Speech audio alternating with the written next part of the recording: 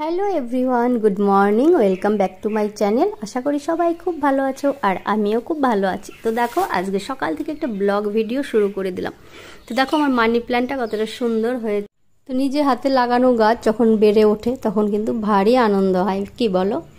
আর দেখো বাইরে বৃষ্টি হচ্ছিল, খুব ভালো লাগছিল। তো জানালার দিকে তাকিয়ে দেখছিলাম। আর এদিকে দেখো ফ্রেশ নিয়ে ব্রেকফাস্ট নিয়ে কিন্তু বসে গেছি। তো মেয়ে অনেকক্ষণ উঠেছে, ওর তো পরীক্ষা চলছে, তো সেই জন্য ওকে আগে দিয়ে দিলাম আর আমি ফ্রেশ খেয়ে তারপর ব্রেকফাস্ট শুরু করব। তো দেখো এবার চলে এসেছি রান্নাঘরে। তো আজকে রান্না করব ফ্রাইড রাইস আর পনির। তো সেই জন্যই এটা হচ্ছে পোস্ত আর কাজু বাদাম আর একটু আদা আর কাঁচা লঙ্কা দিয়ে পেস্ট করে নেব। তো শাহি পনির করব আর ফ্রাইড রাইস করব। তো এখানে পনির নিয়ে নিয়েছি, পনিরটাকে আমি প্রথমে কেটে নেব। আর আমার মিক্সিতে কিন্তু ওটা পেস্ট করা হয়ে গেছে। তো দেখো পনিরগুলোকে আমি টুকরো টুকরো করে কেটে নিলাম। আর ফ্রাইড রাইসের জন্য কিন্তু আমি সবজিগুলো কিন্তু অলরেডি কেটে নিয়েছি।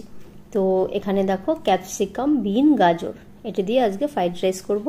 আর কাজু কিশমিশ একটু দেবো। আর দেখো চালও আমি ভিজিয়ে দিয়েছি আর জল বসিয়ে দিয়েছি।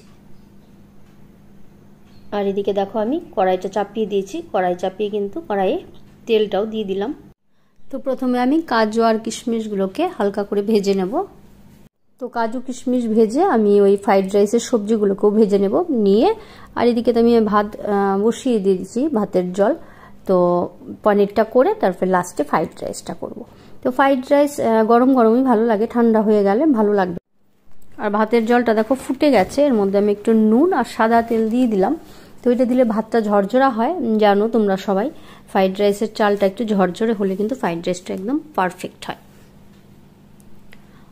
আর দেখো জল ফুটে গেছে, আমি চালটাও এবার দিয়ে দিলাম। একটু লেবুর রস দিলেও ভালো হয়। তোমার পনিরটা কিন্তু রান্না হয়ে গেছে। আমি জানি না কিভাবে আমার মোবাইল থেকে ভিডিওগুলো ডিলিট হয়ে গেছে, তো সেই জন্য তোমাদেরকে পুরোটা দেখাতে পারলাম না। আর দেখো এবার আমি ফ্রাইড রাইসটা শুরু করে দিয়েছি। তো গরম মশলা ফোড়ন দিয়ে দিয়েছি তেলের মধ্যে। আর ভাতটা তো আমি অলরেডি করে ছড়িয়ে রেখেছিলাম। ভাতটা ঠান্ডা হলে কিন্তু নরম হওয়ার চান্স থাকে না। তো যাই হোক, দেখো তেলের মধ্যে এবার আমি ভাতগুলোকে দিয়ে দিলাম। আর সবজিগুলোকে তো আমি আগে ভেজে রেখে দিয়েছি।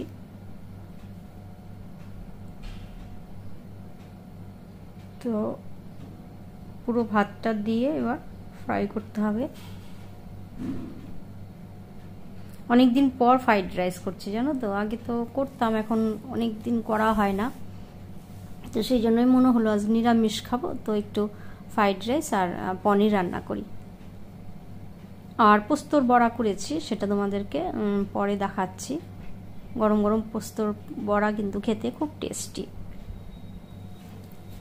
তো দেখো আমি যেগুলো ভেজিটেবলস ফ্রাই করে রেখেছিলাম সেগুলো এবার একে একে দিয়ে দিলাম।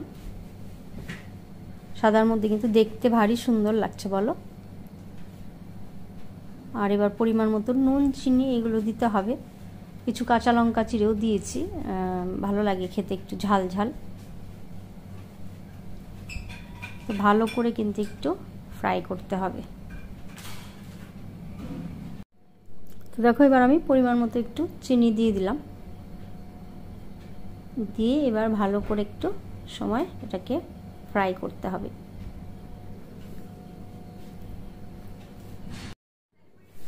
তো দেখো ফ্রাইড রাইসটা কিন্তু হয়ে গেছে। আমি কিন্তু নামানোর আগে কিছুটা কেওড়া জল আর রোজ ওয়াটারও দিয়ে দিয়েছিলাম। তো রোজ ওয়াটার আর কেওড়া জল যেটা আছে ওটা দিলে কিন্তু ফ্লেভারটা খুব সুন্দর আসে। তো দেখো কেমন লাগলো তোমাদের ফ্রাইড রাইসটা, অবশ্যই কিন্তু কমেন্ট করে জানিও।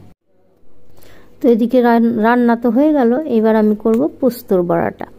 তো পোস্তটাকে না আমি কিছু সময় 10-15 মিনিটের জন্য একটু জল দিয়ে ভিজিয়ে রেখেছিলাম পরিমাণ মতো। বেশি জল দিয়ে কিন্তু পোস্তকে পেস্ট করা যাবে না। পোস্ত পেস্ট করা একদম মিহি হয়ে গেলে কিন্তু বড়াটা হবে না। তো সেই জন্যই কিন্তু আমি একটু দানা দানা ভাব থাকবে সেই রকমভাবে কিন্তু আমি একটু নুন দিয়ে পোস্তটাকে মিক্সিতে ঘুরিয়ে নিয়েছিলাম।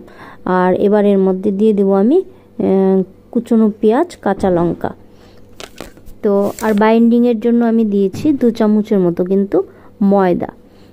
আপনারা থাকলে ওই কর্নফ্লাওয়ার থাকলে কর্নফ্লাওয়ারও দিতে পারেন। তো একটু কিছু দিলে তাহলে বাইন্ডিংটা ভালো হয়। অনেক সময় অনেকে আবার আলু সেদ্ধও মিক্সড করে, কিন্তু তাতে কিন্তু আসল পোস্তর বড়ার টেস্টটা আসে না আলু দিলে। তো সেই জন্যই আমি কিন্তু একটু ময়দা দিয়ে দিলাম। তো দিয়ে এবার ভালো করে কিন্তু এটাকে মাখিয়ে নিতে হবে। তো আমি চামচের সাহায্যেই করছি এটা, কারণ ভাজবো একটু পরে, তো সেই জন্য আর হাতে লেগে যাবে, তো সেই জন্য আর ভাজার আগে আমি আর একটু হাত দিয়ে সুন্দরভাবে এটাকে মেখে নেব। তো গরম ভাতে বা গরম খাবারের সাথে নিরামিষ এরকম দিনে পোস্তর বড়া কিন্তু খেতে বেশ ভালোই লাগে। তো কড়াইতে আমি তেল দিয়ে দিলাম, আর পোস্তর বড়াও কিন্তু সর্ষের তেলেই ভালো লাগবে। তো আমি একে একে বড়াগুলোকে এবার দিয়ে দিয়েছি। তো গ্যাসটা একদম সিম করে রেখেছিলাম, ধীরে আস্তে কিন্তু বড়াগুলো কিন্তু লাল লাল হয়ে গেছে। তো খুব সুন্দর হয়েছিল কিন্তু বড়াগুলো, খুব কড়কড়ে হয়েছিল, খেতেও খুব টেস্টি হয়েছিল। অনেক দিন পর পোস্তর বড়াটাও করা হলো। মেয়ে অনেক দিন থেকেই বলছিল, কিন্তু করা হচ্ছিল না। ভাবছিলাম যে মিক্সিতে মানে ঠিকঠাক পারবো কি না, তারপর ট্রাই করলাম, দেখলাম যে না, খুব ভালোই হয়েছে। তো কেমন লাগলো আমার ফ্রাইড রাইস, পোস্তর বড়া আর পনিরের পুরোটা তো আমি দেখাতে পারলাম না, যাই হোক। তো দেখো, তো হয়ে গেছে, এবার খাওয়া দাওয়া করে নিই। আর সাথে ছিল পাঁপড় ভাজা। আর এই দেখো, এটা হচ্ছে পনির, শাহি পনির করেছিলাম, তো খুব ভালো হয়েছিল কিন্তু খেতে। তো যাই হোক, এবার খাওয়া দাওয়াটা করে নিই। আর সাথে ছিল আচার, সেই আমি আচারটা বানিয়েছিলাম। নিরামিষের দিনে কিন্তু আচার হলে একটু মন্দ হয় না। তো যাই হোক, কেমন লাগলো আমার ফ্রাইড রাইস, পনির আর পোস্তর বড়া অবশ্যই কিন্তু তোমরা কমেন্ট করে জানিও। তো যাই হোক, সবাইকে আমার অনেক অনেক প্রাণ ভরা ভালোবাসা। সবাই সুস্থ থেকো, ভালো থেকো। আর ভিডিওটা কেমন লাগলো অবশ্যই কিন্তু কমেন্ট করে জানিও। আর ভালো লাগলে একটা লাইক করে শেয়ার করে দিও, কেমন? তো আমাদের পাড়াটার নাম হচ্ছে নওয়াপল্লী। তো আমাদের নওয়াপল্লী থেকে আজ আমরা সবাই মিলে বেরিয়েছিলাম মোমবাতি মিছিলে।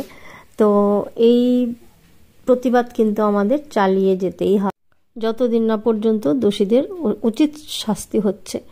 তো এতদিন বলতাম উই ওয়ান্ট জাস্টিস, আর এখন বলবো উই ডিমান্ড জাস্টিস। হ্যাঁ, এটা কিন্তু প্রতিবাদ চালিয়েই যেতে হবে। তো যাই হোক, দেখা যাক কি হয়, কতদূর পর্যন্ত কি করা যায়, তবে প্রতিবাদ কিন্তু চালিয়েই যেতে হবে। তো সবাই সুস্থ থেকো, ভালো থেকো। আর সবাই আমরা মনে প্রাণে চাইছি যে তিলোত্তমার দোষীরা যেন উচিত শাস্তিটা পায়।